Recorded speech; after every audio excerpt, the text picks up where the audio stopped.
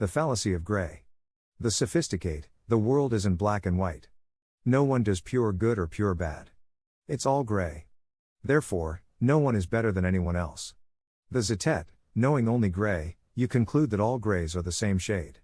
You mock the simplicity of the two-color view, yet you replace it with a one-color view. Mark Stiegler, David Sling.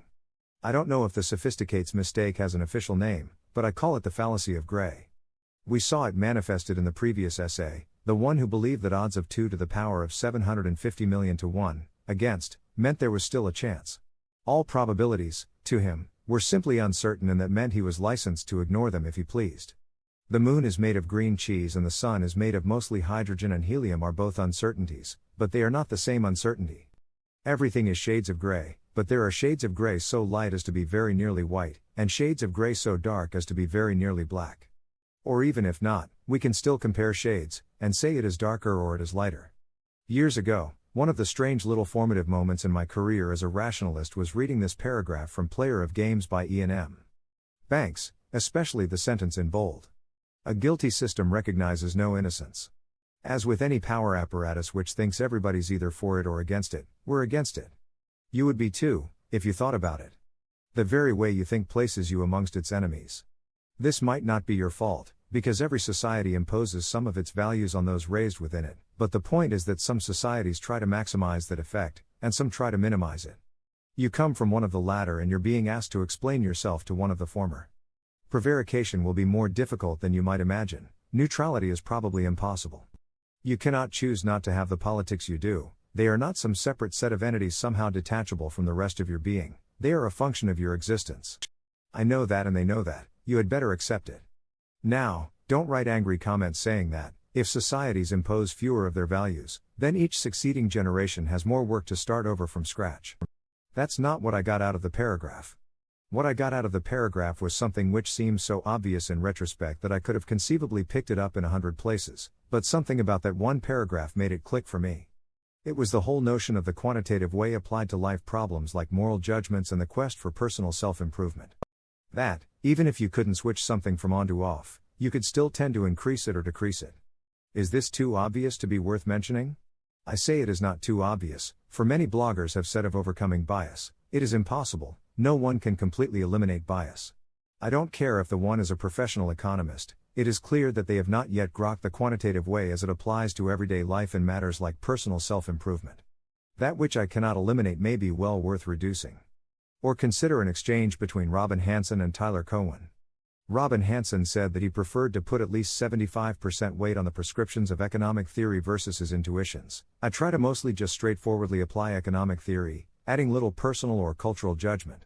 Tyler Cowen replied, "In my view there is no such thing as straightforwardly applying economic theory. Theories are always applied through our personal and cultural filters and there is no other way it can be. Yes, but you can try to minimize that effect, or you can do things that are bound to increase it. And if you try to minimize it, then in many cases I don't think it's unreasonable to call the output straightforward even in economics.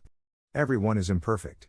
Mohandas Gandhi was imperfect and Joseph Stalin was imperfect, but they were not the same shade of imperfection. Everyone is imperfect is an excellent example of replacing a two-color view with a one-color view. If you say, no one is perfect, but some people are less imperfect than others, you may not gain applause, but for those who strive to do better, you have held out hope. No one is perfectly imperfect, after all.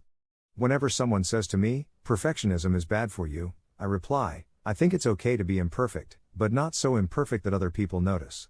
Likewise, the folly of those who say, every scientific paradigm imposes some of its assumptions on how it interprets experiments, and then act like they'd proven science to occupy the same level with witch doctoring. Every worldview imposes some of its structure on its observations, but the point is that there are worldviews which try to minimize that imposition, and worldviews which glory in it. There is no white, but there are shades of gray that are far lighter than others, and it is folly to treat them as if they were all on the same level. If the moon has orbited the Earth these past few billion years, if you have seen it in the sky these last years, and you expect to see it in its appointed place and phase tomorrow, then that is not a certainty.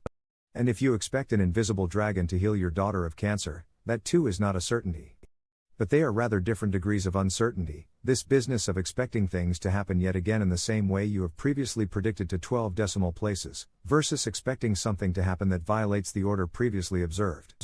Calling them both faith seems a little too unnarrow. It's a most peculiar psychology. This business of science is based on faith too, so there. Typically this is said by people who claim that faith is a good thing. Then why do they say science is based on faith too? In that angry triumphal tone, rather than as a compliment? And a rather dangerous compliment to give, one would think, from their perspective. If science is based on faith, then science is of the same kind as religion, directly comparable. If science is a religion, it is the religion that heals the sick and reveals the secrets of the stars. It would make sense to say, the priests of science can blatantly, publicly, verifiably walk on the moon as a faith-based miracle, and your priest's faith can't do the same. Are you sure you wish to go there, O faithist? Perhaps, on further reflection, you would prefer to retract this whole business of science as a religion too.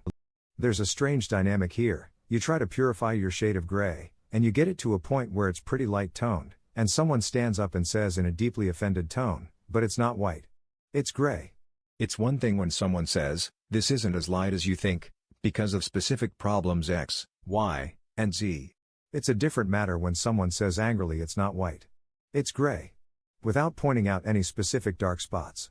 In this case, I begin to suspect psychology that is more imperfect than usual, that someone may have made a devil's bargain with their own mistakes, and now refuses to hear of any possibility of improvement.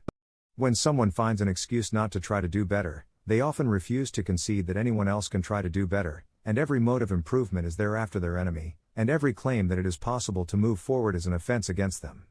And so they say in one breath proudly, I'm glad to be gray, and in the next breath angrily, and you're gray too. If there is no black and white, there is yet lighter and darker, and not all grays are the same. The commenter G2 points us to Asimov's The Relativity of Wrong.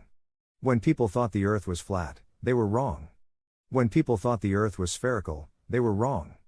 But if you think that thinking the earth is spherical is just as wrong as thinking the earth is flat, then your view is wronger than both of them put together.